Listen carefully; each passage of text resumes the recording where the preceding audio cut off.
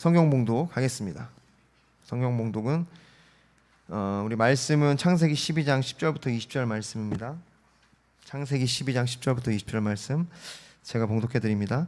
그 땅에 기근이 들었으므로 아브라함이 애굽에 거류하고 그리로 내려갔으니 이는 그 땅에 기근이 심하였음이라. 그가 애굽에 가까이 이르렀을 때 그의 아내 사라에게 말하되 내가 알기에 그대는 아리따운 여인이라. 애굽 사람이 그대를 볼 때 이르기를 이는 그의 아내라 하여 나는 죽이고 그들은 살리리니 원하건대 그들은 나의 누이라 하라. 그러면 내가 그대로 말미암아 안전하고 내 목숨이 그대로 말미암아 보존되리라 하니라. 아브라함이 애굽에 이르렀을 때 애굽 사람들이 그 여인이 심히 아리따움을 보았고 바로의 고관들도 그를 보고 바로 앞에서 칭찬함으로 그 여인을 바로의 궁으로 이끌어 들인지라. 이에 바로가 그로 말미암아 아브라함을 후대함으로 아브라함이 양과 소와 노비와 암수 나귀와 낙타를 얻었더라. 여호와께서 아브라함의 아내 사레의 일로 바로와 그의 집에 큰 재앙을 내리신지라. 바로가 아브라함을 불러서 이르되 내가 어찌하여 나에게 이렇게 행하였느냐. 내가 어찌하여 그를 내 아내라고 내게 말하지 아니하였느냐. 내가 어찌 그를 누이라 하여 내가 그를 데려다가 아내를 삼게 하였느냐. 내 아내가 여기 있으니 이제 데려가라 하고 바로가 그 사람들에게 그의 일을 명하매 그들이 그와 함께 그의 아내와 그의 모든 소유를 보내었더라. 아멘. 기도하겠습니다. 하나님 감사합니다.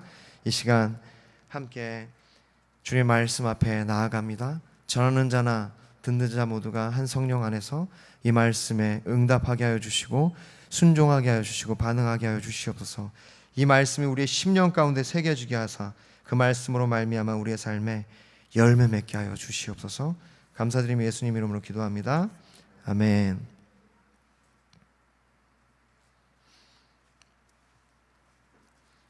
네, 우리가 너무도 잘 아는 본문이죠. 한 번쯤은 들어보고 또 한 번쯤은 이렇게 읽어봤을 것 같은데요.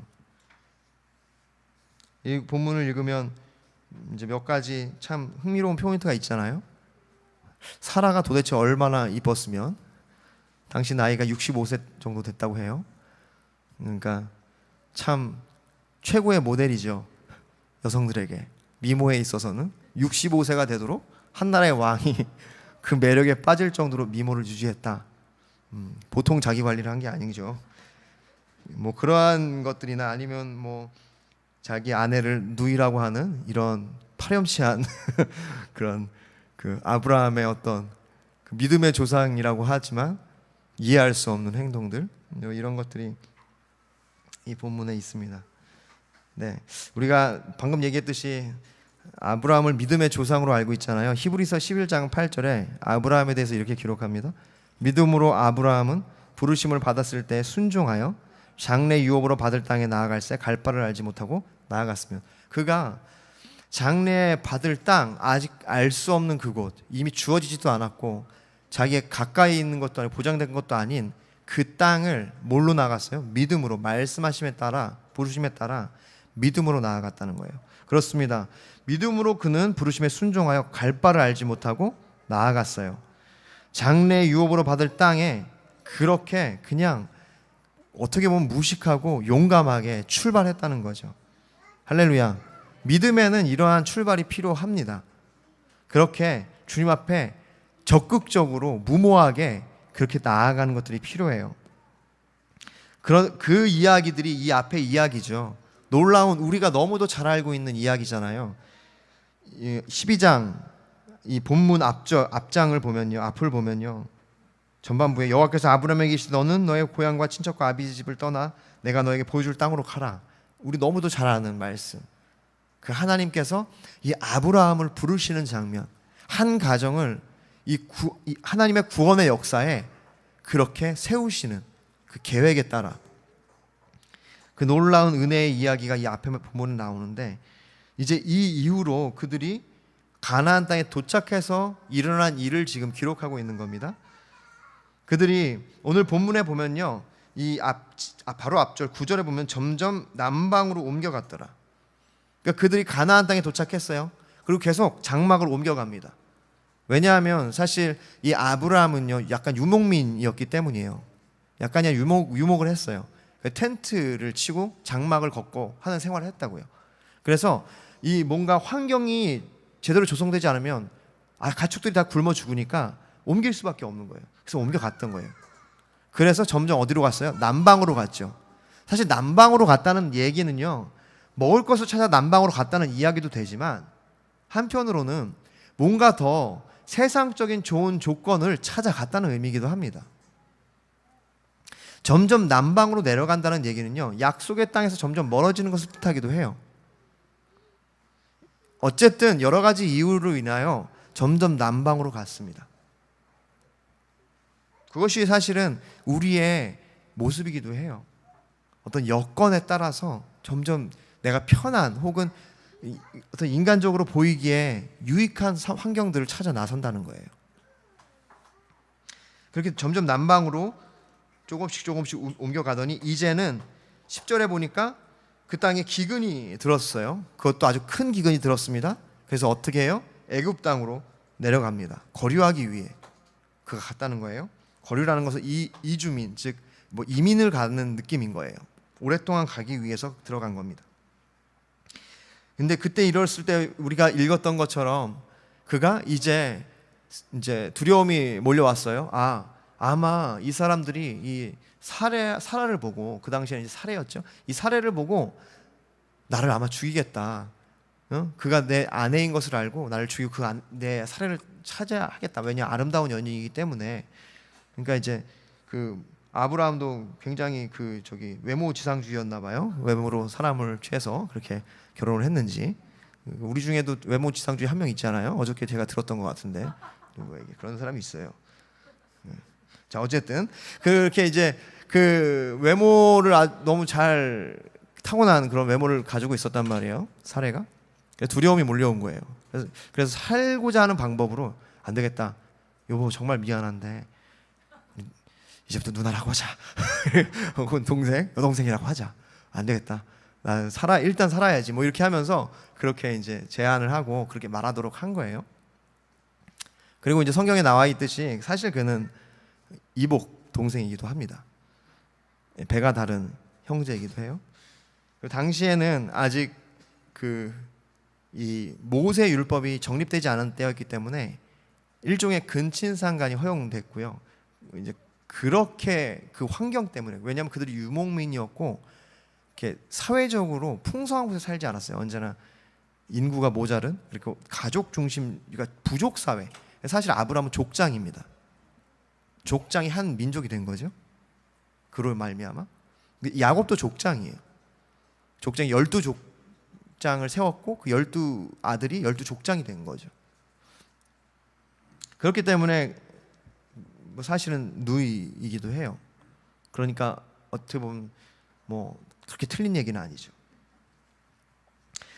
어찌어찌 해서 들어갔습니다. 그런데 진짜 사례가 아름답긴 했나 봐요. 웅성거리기 시작할 정도로. 그러니까 우리가 이제 연예인을 만나면 웅성거리잖아요. 야, 얼굴이 막 요만해 막 이러면서 주먹만 해 그러고 막. 그런데 이제 일이 더 커졌어요. 그러니까 아브라함은 사실 죽지 않기 위해서 그 땅 사람들이 나를 죽이고 이 아내를 취할까 봐 살기 위해서 그렇게 했는데, 일이 커져서 그 소문이 왕에까지 들렸단 말이에요. 그러니까 이건 지금 엄청난 미모인 거죠. 결국 후궁으로 이렇게 들어가게 됩니다. 여기 보면은 그 바로의 집으로 갔다는 말이 이제 후궁의 집으로 들어간 거예요. 후궁이 거처하는 곳으로 뭔가 준비를 하는 과정이 있었겠죠. 그런데 하나님께서 역사하셔서 바로를 깨닫게 하시고 이제 그 모든 소유와 함께 아내와 함께 다시 가나안 땅으로 돌아오게 합니다. 이것이 오늘 본문의 이야기입니다. 그렇죠? 아브라함을 부르신 하나님, 그가 믿음으로 응답했어요. 그런데 그가 오늘 왜 이 본문이 갑자기 이렇게 등장할까요? 왜 아브라함이 애굽으로 갔을까요? 그리고 애굽으로 갈 뿐만 아니라 그가 우리가 조금은 비겁하게 생각하는 그런 행동들을 했을까요? 사실 거짓말이잖아요.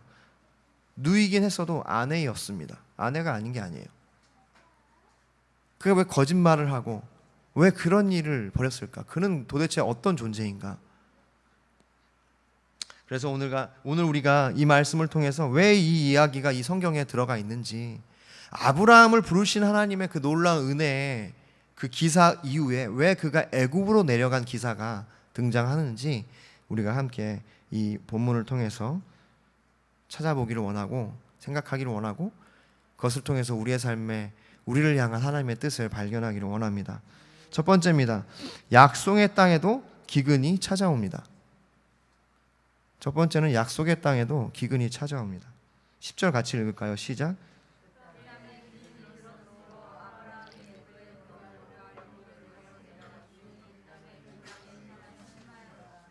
네, 여기 보면은 그 땅에 기근이 들었대요. 그런데 그 땅에 기근이 들은 기근이 보통 기근이 아니라 심한 기근이라고 합니다. 여러분, 하나님께서 그러니까 이 아브라함을 부르셨고 그가 그 부름에 응답해서 믿음으로 나아갔고 결국 그 약속의 땅에 도착했어요. 여러분, 그러면은 성공한 거 아닙니까? 순종했잖아요. 하나님 뜻을 따랐잖아요.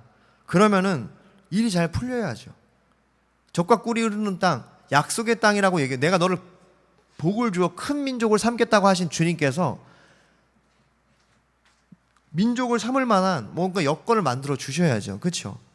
근데 어떻습니까? 갑자기 기근이 들어요. 그 기근도 여기 보면은 극심한 그 심한 기근, 카베드라는 원어는요, 히브리어는 무거운, 고통스러운, 두려울 만한. 성경학자들에 의해서는 그 아브라함이 살 당시에 고고학적으로 정말 300년 혹은 400년 만에 찾아오는 정말 고통스럽고 극심한 기근이 찾아왔대요.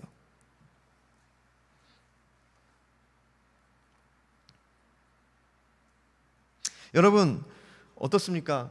하나님의 부르심에 따라 갔으면 잘 돼야죠. 기근이 웬 말입니까? 풍족해져야 되고, 우리가 요셉의 이야기처럼 보디발 장군의 그 하인으로 들어갔으면 그로 말미암아 복이 임해야 되잖아요. 보디발 장군이 그래서 요셉이 이 복덕원이구나 하고 그를 총리까지 그 집에 어떤 총무를 다 관장하게 했잖아요. 아브라함도 마찬가지로 그랬다면 그렇게 복을 주시고 잘 돼야 되는데 기근이 찾아왔단 말이에요. 그것도 아주 지독한 기근. 도저히 그 안에서는 살아남을 수 없는, 결국 애굽에까지 쫓겨갈 수밖에 없는 기근이 찾아왔다는 겁니다.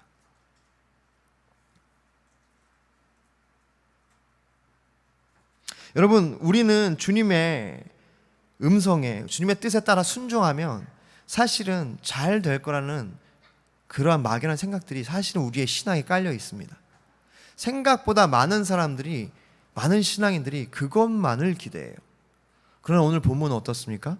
분명히 하나님의 말씀에 의지해서 그 현장에 도착해서 살아가는데도, 모든 것을 버려 올인했는데도 기근이 찾아왔다고요. 여러분, 약속의 땅이라는 그 가나안 땅의 특징은요, 원래 강우량에 의해서 농사가 좌지우지되는 곳이었어요. 강우량, 하늘에서 내리는 비로 말미암아 비가 많이 오고 적절하게 오면 농사가 어느 정도 되는 거고, 그 비가 제대로 내리지 않으면 그러니까 비가 내리지 않으면 농사가 안 되는 거예요. 여러분, 사실은 약속의 땅이라는 것은 그런 겁니다. 하늘을 의지할 수밖에 없는 곳.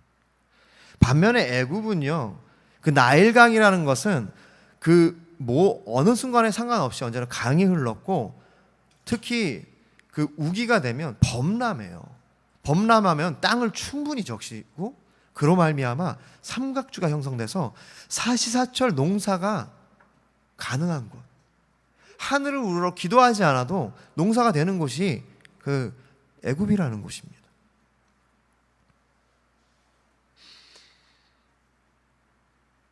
사실 우리가 주님 우리를 부르신 이곳은요, 하늘의 은혜로만 살 수 있는 곳인데 우리가 그것을 잊는다는 거예요. 마치 내가 애굽 땅에 사는 것 같은 생각을 하고 언제나 그 넘치고 성공할 거라고 생각하는 것이 우리 신앙의 기반에 깔려 있기 때문에 어려움이 찾아오면 너무도 쉽지 않고 당황하고 어떻게 할지 할 바를 모른다는 거죠. 근데 제가 여러분을 우리 신앙을 뭐라고 하는 게 아니라 그게 자연스러운 거예요. 왜냐하면 주님이 그렇게 약속하셨고 그래서 기대하게 하셨으니까.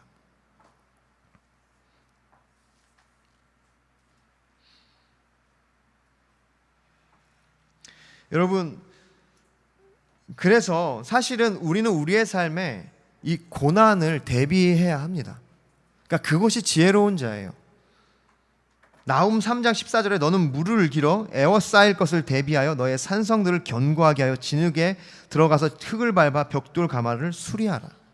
그러니까 어려움이 당할 것을 예비해서 미리미리 그 어려움을 대비하고 있는 게 지혜인 줄 여러분 믿으시길 바랍니다. 우리가 주님의 부르심을 받아 따라간 그곳이요, 약속의 땅이지만 기근이 온다고요. 하나님의 뜻에 의해서 기근이 찾아오는 그러한 곳입니다. 고난을 대비하는 마음이 있어야 됩니다. 또한 우리가 그 고난을 대비해야 되는 이유는요, 고난이 우리에게 유익이 되기 때문이에요. 베드로전서 4장 1절부터 2절, 제가 너무도 좋아하는 말씀이고 제가 새벽마다 많이 나누는 말씀이에요. 그리스도께서 이미 육체의 고난을 받으셨으니 너희도 같은 마음으로 갑옷을 삼으라. 이는 육체의 고난을 받은 자는 죄를 그쳤음이니 그 후로는 다시 사람의 정욕을 따르지 않고 하나님의 뜻을 따라 육체의 남은 때를 살게 하려 함이라. 할렐루야. 여러분, 저는 우리의 삶의 가장 큰 축복은요, 육체의 남은 때를 하나님의 뜻을 따라 사는 것으로 믿습니다. 그것이 핵심이에요. 신앙의 핵심은 육체의 남은 때를 하나님의 뜻을 따라 행하는 것.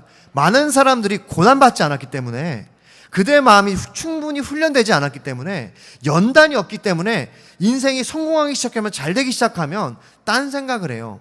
자기의 원하는 대로 살기 시작합니다. 정말 주님께 쓰임받기 원한다면 고난을 우리가 기뻐해야 돼요. 고난이 올 때 그것을 유익한 줄 알고 우리가 그것을 온전히 받으면서 이겨내야 합니다.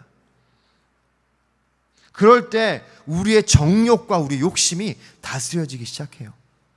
할렐루야. 고난을 우리가 온전히 감당해야 우리 안에 있는 이 정욕과 욕심과 이 허영을 우리가 다스릴 수 있다고요. 그것이 바로 주님께서 약속의 땅에 기근을 주시는 이유입니다. 여러분, 우리가 하나님을 따라가면서 사역을 하면서 저도 마찬가지예요. 우리가 꽃길만 생각한다면 그것은 기독교가 아니라는 것입니다. 뭐라고 말씀하세요? 예수 그리스도가 고난을 감당하셨으니 너희도 그렇게 고난을 감당하라고 말씀하시는 거죠. 마음으로 갑옷을 삼으래요. 여러분, 예수 그리스도의 고난을 마음에 갑옷 삼으십시오. 여러분이 당하는 고난 앞에 주님이 주시는 그 마음으로 갑옷을 삼으시고 그 고난을 이겨내시기를 바랍니다. 그것이 여러분을 하여금 죄를 그치게 하고 여러분을 하여금 하나님의 뜻을 따라가게 하는 줄을 믿습니다. 할렐루야.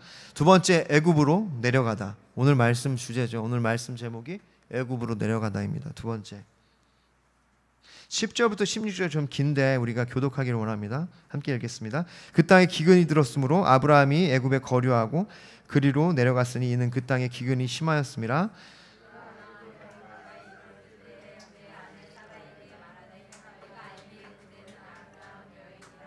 애굽 사람이 그들을 볼 때 이르기를 이는 그의 아내라 하여 나는 죽이고 그들은 살리리니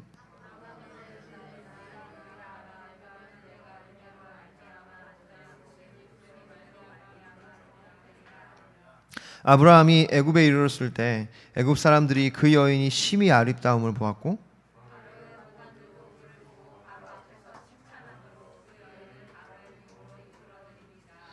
이에 바로가 그로 말미암아 아브라함을 후대함으로 아브라함이 양과 소와 노비와 암수 나귀와 낙타를 얻었더라. 여러분, 아멘. 기근 때문에 이제 아브라함이 결국 애굽으로 내려가게 됐죠. 여러분, 근데 우리가 이 본문을 많은 설교자들이 혹은 이제 심지어는 주석에서 어떤 주석에서는 이것이 아브라함이 믿음 없는 행동이라고 사실 얘기하거든요. 근데 우리는 그러한 판단을 사실은 보류해야 됩니다.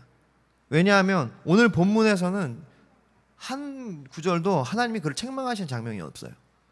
그냥 그가 애굽에 내려갔다. 극심한 기근 때문에 내려갔다는 거예요. 그렇기 때문에 우리는 이 구절을 통해서 너무 쉽게 그가 믿음이 없기 때문에 그렇게 했다고 얘기할 필요는 없습니다. 왜냐하면 그가 믿음이 있었어요. 근데 그 믿음이 사실은 충분하지 않은 거였죠. 그의 믿음이 넉넉하지 않은 상태였다는 겁니다. 연약한, 믿음이 있으나 연약한 상태였습니다. 그가 애굽에 내려간 이유는 바로 살기 위해서 간 거예요. 죽음에 대한 두려움, 그리고 가족에 대한 책임감. 여러분, 우리가 우리의 삶에 대한 책임감을 갖는 것은 성경적입니다. 여러분, 그것을 성경은 포기하라고 얘기하지 않고 있어요. 그런데 오늘날 우리나라에 많은 자살률이 있지 않습니까? 그것이 우리의 가운데 복음이 없기 때문이에요. 복음은요, 우리에게 이 삶에 대한 책임을 지라고 얘기해요. 그냥 손 놓고 멍하니 먼 산 바라보면서 아무것도 하는 것을 원하지 않습니다. 기근이 있을 때는 그 두려움으로 말미암아 애굽으로 내려가는 거예요. 살기 위해. 그에게 또한 한 가지 더 두려움이 있었죠. 아까 얘기했던 자기가 죽을, 그 애굽 사람들이 자기 자신을 아내로 말미암아 죽일 거라는 그 두려움. 그 마음에 두려움이 있었다는 겁니다. 그래서 그가 그렇게 그 두려움을 이겨내기 위해서 애굽으로 갔고, 두려움을 이겨내기 위해서 오늘 어떻게 해요? 아내를, 그러니까 그 누이라고, 여동생이라고 그렇게 이제 하는 겁니다.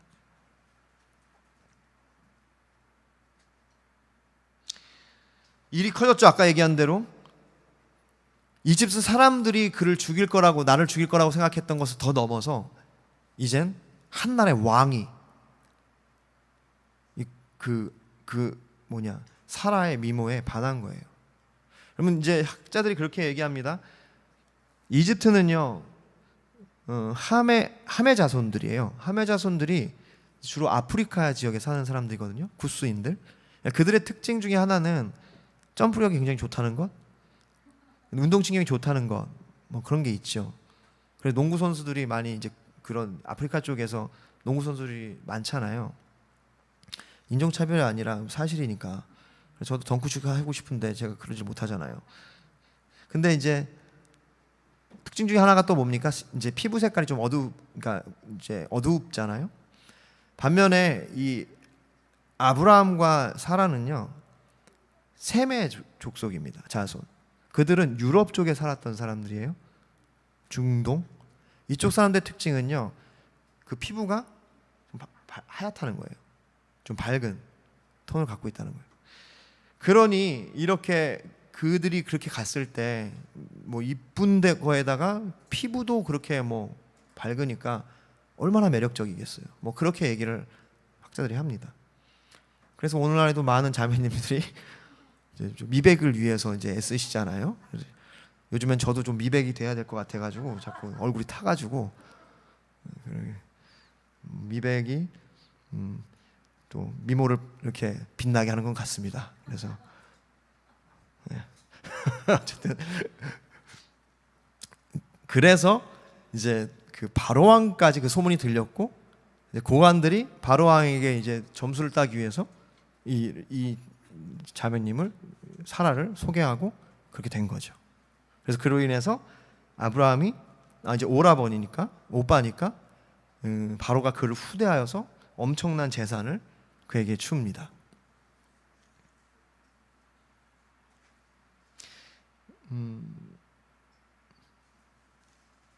여러분, 이렇게 보면 그가 아브라함으로 내려간 것이 사실은 어떤 면에서는 믿음 없는 행동이긴 해요. 약속의 땅을 떠난 거니까.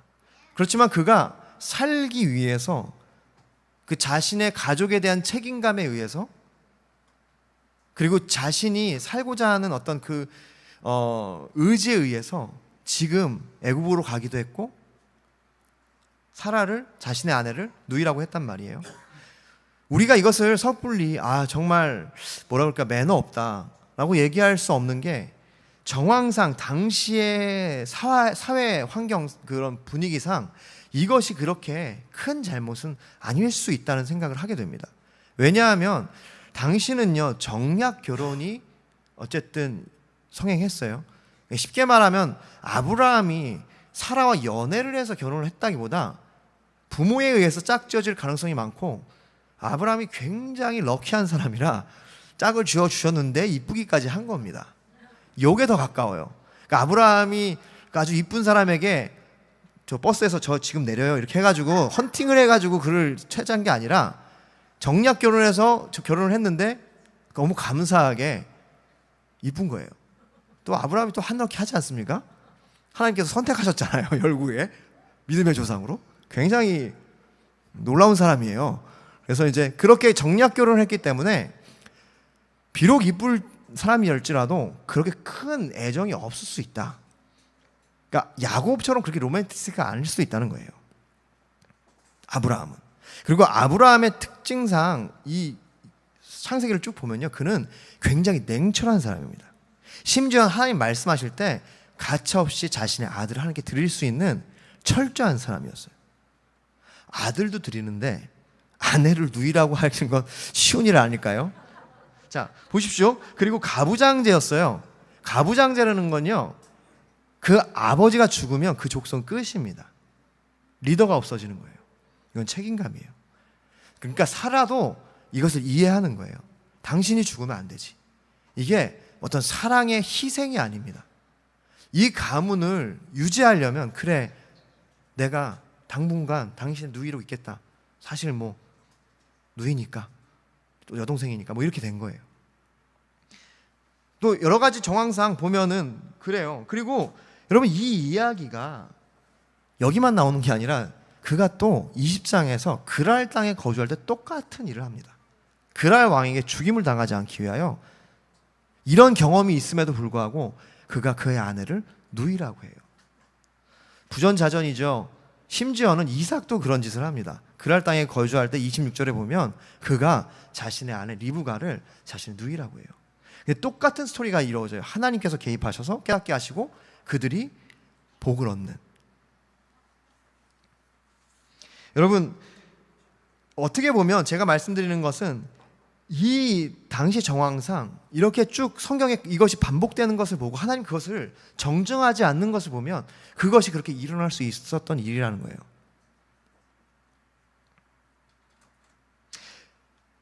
제가 말씀드리는 것은 이겁니다. 하나님이 우리의 상황을 아신다는 거예요. 그러니까 하나님이 지금 분명히 하나님은요, 아브라함이 약속의 땅을 떠나서 애굽으로 가는 것을 원치 않으세요. 26장, 창세기 26장 1절 2절, 아브라함 첫때 흉년이 들었더니 그 땅에 또 흉년이 들매 이삭이 그랄로 가서 블레셋 왕 아비멜렉에 이르렀더니 여호와께서 이삭에게 나타나 이르시되 애굽으로 내려가지 말고 내가 너에게 지시한 땅에 거주하라. 그래서 그가 애굽으로 내려가지 않아요. 이걸 보면 하나님은 약속의 자녀들이 애굽으로 가는 걸 원치 않으세요. 왜냐하면 그건 이방의 땅이고 이방의 가치관들이 성행하고 이방의 왕을 의지할 수밖에 없는 곳이고 약속의 땅이 아니고 하나님을 보는 곳이 아니기 때문에. 그럼에도 불구하고 그가 애굽으로 갔을 때 하나님이 그를 정죄하지 않으신다고요. 너 왜 너의 아내를 누이라고 했냐? 너 왜 거짓말했어?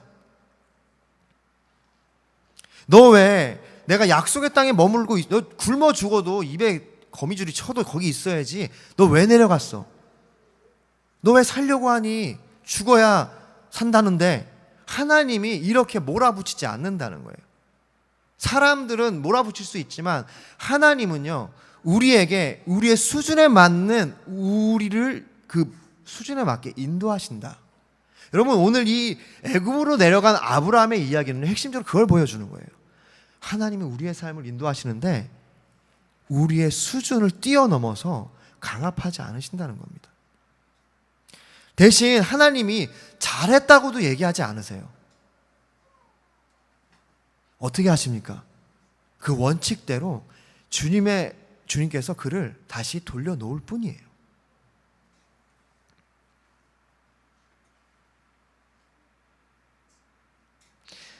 아브라함이 애굽으로 내려간 것은 사실 두려움에 이끌렸기 때문입니다.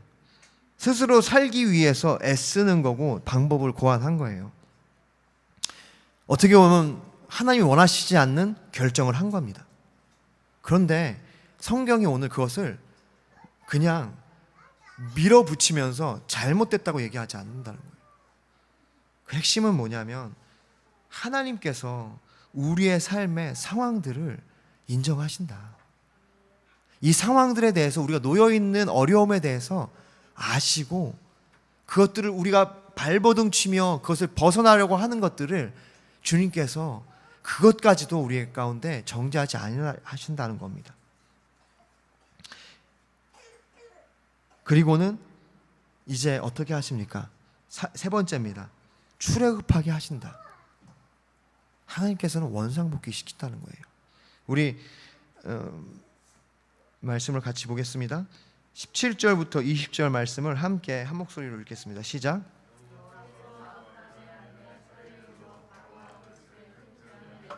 괜찮아요. 전혀 방해가 안 됩니다. 그 소리 나는 거, 예, 전혀 괜찮아요. 신경 안 쓰셔도 돼요. 네, 전혀 괜찮아요. 소리 내도 돼요.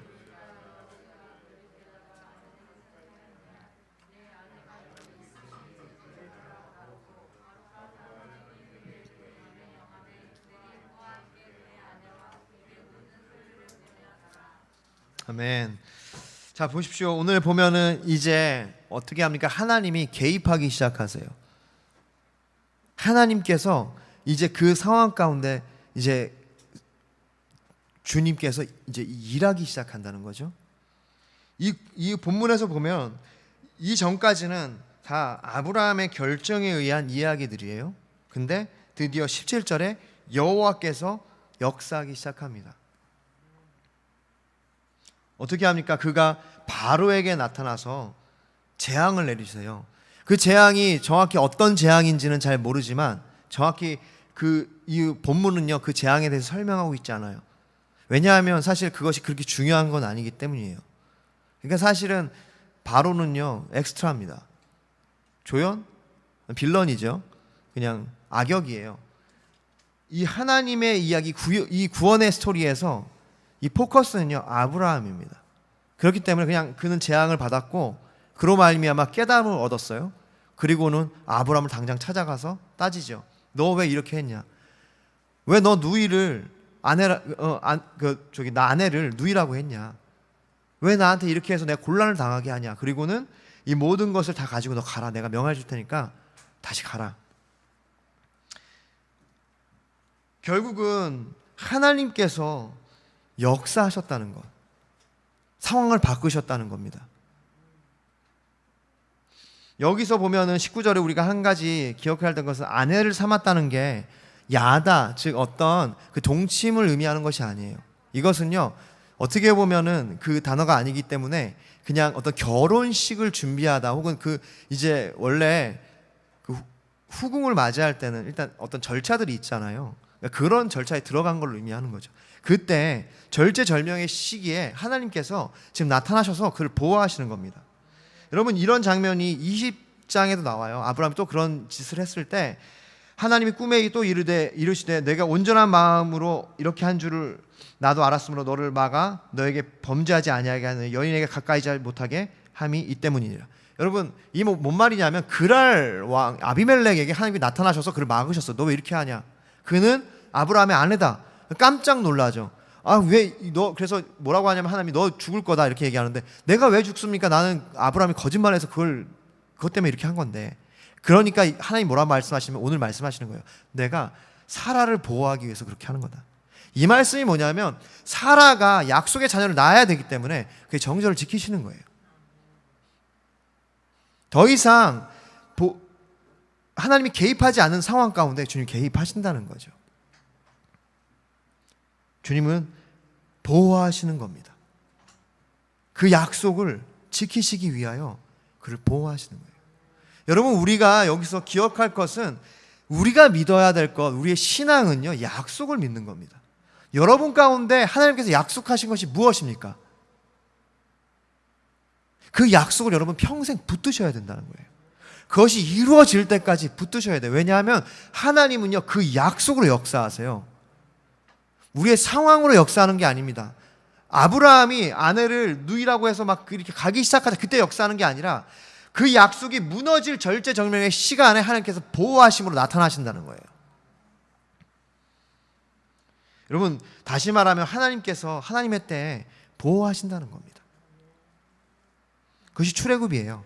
출애굽하게 하신다는 것이 그를 그 사망과 그 어둠의 권세에서 이끌어내시는 것을 의미합니다. 그런데 여기 보면은 아브라함을 이끌어내시되 구원하시되 출애굽하시되 그를 아주 간당간당하게 아주 형편없이 가난뱅이로 구원하시는 것이 아니라 오늘 이 말씀에 보면요 13장 1절부터 2절 아브라함이 애굽에서 그와 그의 아내와 모든 소유와 롯과 함께 네겝으로 다시 올라가니 아브라함이 애굽으로 내려갔기 때문에 성경은 이제 올라갔다고 표현합니다. 네겝으로는요 이스라엘 약속의 땅 그 근처입니다. 이제 올라갔다는 표현을 하는 거예요. 근데 어떻습니까? 아브라함의 가축과 은과 금이 풍부하였더라. 그를 구원하시되 풍성함으로 구원하신다는 걸 여러분 믿으시기를 바랍니다. 하나님의 구원은요 풍성한 겁니다. 간당간당한 것이 아니에요. 아브라함이 지금 오늘 고난을 겪은 이유는요 그의 죄와 그의 믿음 없음 때문입니다. 그런데 하나님이 그것을 질책하고 어떤 책망하시는 것이 아니라 그를 그대로 두신다는 거예요. 그리고는 그를 절체절명의 순간에 출애굽하게 하세요. 여러분 이 이야기는요 이 짧은 이야기는요 사실 이 창세기에 계속 반복되고 심지어는 이건 그대로 출애굽 이스라엘 민족의 역사에 그대로 나타납니다. 여러분 이 이야기를요 출애굽 이야기에 대입하면 똑같아요. 그들이 기근으로 인하여 이스라엘 백성 야곱의 가족들이 요셉으로 말미암아 다 애굽으로 가죠. 그리고 거기에 거주하기 시작합니다. 그리고는 그들이 이제는 하나님의 놀라운 그 은혜로 말미암아 바로의 가문에 재앙을 내리시고 그 땅에 그 재앙으로 말미암아 다시 하나님께서 출애굽시키시죠. 근데 그들이 나올 때 그냥 나오지 않고 모든 온갖 보화와 이런 것들 다 가지고 나온다는 거예요. 결국 그걸로 뭐를 합니까? 하나님을 예배하게 하시고 예배 성막을 세우게 하신다는 거예요. 하나님께서 이렇게 풍성한 구원으로 우리를 인도하십니다. 에베소서 1장 7절 우리는 그리스도 안에서 그의 은혜의 풍성함을 따라 그의 피로 말미암아 속량 곧 죄사함을 받았느니라. 그의 은혜는 풍성합니다. 할렐루야. 풍성함이 여러분 그렇기 때문에 주님께 나아갈 때 여러분 풍성함을 기대하고 나아가시길 소망합니다. 우리의 상황이 비록 척박하고 어려워도 하나님은 풍성하신 하나님이세요. 그분이 보호하시기 시작하고 역사하시기 시작할 그때에는 우리 가운데 넘치도록 부어주실 하나님을 여러분 믿으시기를 바랍니다. 그 믿음이 있을 때 여러분 안에 하나님께서 일하시는 줄 믿습니다. 결론입니다. 여러분 사실 이 이야기는 우리의 이야기죠. 그렇죠? 여러분 우리가 지금 살기 위해 가고 있는 것이 사실 애굽일 것입니다. 애굽이란 곳, 그곳은요 그렇게 우리를 뭔가 이 목숨을 부지할 만한 여건들을 가지고 있기 때문에 여러분 우리가 지내는 곳, 우리가 마음을 빼앗길 곳 그곳이 애굽일 수 있다는 겁니다. 근데 아까 말했듯이 주님은 정죄하지 않으세요. 책망하지 않습니다. 그 두 가지 잘못된 행동을 하고 있어요. 첫 번째는 약속의 땅을 떠났던 것, 두 번째 자신의 아내를 누이라고 속인 것. 근데 하나님께서 그를 정죄하지 않고 책망하지 않습니다. 그를 가만히 두고 지켜보세요. 그리고는 가장 그가 주님이 필요하실 때 주님께서 일하십니다. 왜요? 약속하셨기 때문에. 내가 너로 큰 민족을 이루겠다고 하셨기 때문에 그 약속을 위해 주님의 때에 일하셨다는 겁니다. 여러분 저는 이 말씀을 보면서 우리의 인생도 마찬가지로 어쩔 수 없이 애굽으로 내려갈 때가 있는 것 같습니다. 우리가 어쩔 수 없이 우리 아내를 누이라고 속이면서 내 목숨을 부지하고 해야 될 때가 있는 것 같아요. 그것은 사실 두려움으로 인함이죠. 기근 때문에 죽겠구나. 그리고 어떤 책임감 때문이기도 하고요. 내 삶에 대한 책임감, 내 가족에 대한 책임감. 그렇게 우리가 어쩔 수 없이 애굽으로 내려갈 때가 있습니다. 깊은 두려움이 우리를 사로잡을 때가 있어요. 여러분, 살아남기 위해서 여러 가지 행동을 하는 것은, 어떤 이기적인 방법까지도 우리가 동원하는 것은, 여러분 사실 이 오늘 본문에 보면은 그렇게 잘못된 행동은 아니에요. 왜냐? 우리의 수준이 거기에 있기 때문에. 물론 아브라함이 믿음으로 그가 그 땅에 머물러 있었어도 하나님께서 보호하셨겠죠. 먹을 것을 주시기도 하셨고 그를 살리기도 하셨다고 저는 믿습니다. 왜냐? 약속이 있기 때문에. 근데 그를 애굽으로 그가 그의 믿음의 연약함으로 인하여 애굽으로 갈 때 하나님께서 그걸 막거나 정죄하지 않으셨어요. 이것은 뭐냐면 바로 아브라함이 하나님을 알기를 원하셨기 때문입니다. 여러분, 그러한 면에서 오늘 본문은요, 사실 하나님의 설득이라고 볼 수 있습니다. 하나님 우리 설득하시는 거예요. 하나님이 우리를 몰아붙이지 않고 너 왜 그랬냐 그러지 않고 너 지금 당장 네 아들 너 이삭 바쳐라라고 얘기하지 않고, 여러분 우리는요 신앙이 시작되면 의욕이 앞서요. 나는 지금 내 삶은 애굽에 내려갈 수밖에 없는 상황이고 뭔가 살아남기 위해 발버둥 쳐야 되는 상황인데 우리의 신앙, 우리의 의욕이 앞서서, 그럼 그것이 우리의 신앙이 언제 문제가 된다는 겁니다. 이제 주님 부르셨는데 내 아들부터 드리려고 해요. 믿음이 앞서서. 그래서 교회 안에 많은 분란이 일어나는 것은요 그 의욕들 때문입니다. 여러분, 오늘 하나님께서 이 이야기를 여기에 삽입한 이유는 하나님이 아브라함을 이해시키시는 거예요. 아브라함이 이 이후로 어떤 믿음을 갖게 됩니까? 그가 이제는 담대하게 돼요. 그가 이제는 어떤 왕들을 쫓아갈 만큼 담대해요. 왜냐? 그가 이 클래스가 커졌기 때문에. 그는 사람들이 자신을 죽일 거라고 생각했지만 어떻게 됐어요? 바로 왕이 반응했어. 근데 바로 왕이 어떻게 했습니까? 그날 밤에 바로 왕이 찾아와요. 부르죠. 찾아요. 그리고 하나님이 나와 함께 하시는 것을 그가 그 사건을 통해 알았다는 겁니다.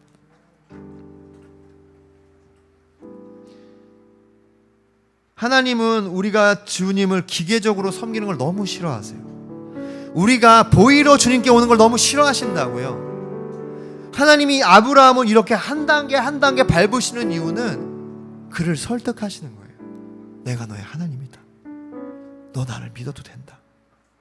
그래, 네가 그런 어려움 때문에 그 애굽 땅을 밟았지만 그래, 내가 너를 안다. 그럴 수 있다. 아브라함아, 내가 너를 보호하고 있다. 그가 비록 계속해서 같은 실수를 반복함에도 불구하고 그에게 조금씩 그를 설득시킨다는 겁니다. 이것이 하나님의 사랑이에요. 할렐루야. 우리의 삶에도 마찬가지입니다. 오늘 우리가 읽었던 것처럼 예수님 말씀에 나는 너의 선한 목자다. 그리고 말씀하세요. 나는 내 양을 알고 양도 나를 안다. 여러분, 예수님을 아십니까? 여러분, 예수님이 여러분에게 무엇을 말씀하고 계시는지, 여러분의 삶을 향하여 어떤 뜻을 얘기하고 계신지 여러분 귀를 기울이시냐고요? 여러분, 많은 순간에 우리는 예수님께 기울이기보다 우리 의욕에 귀를 기울여요.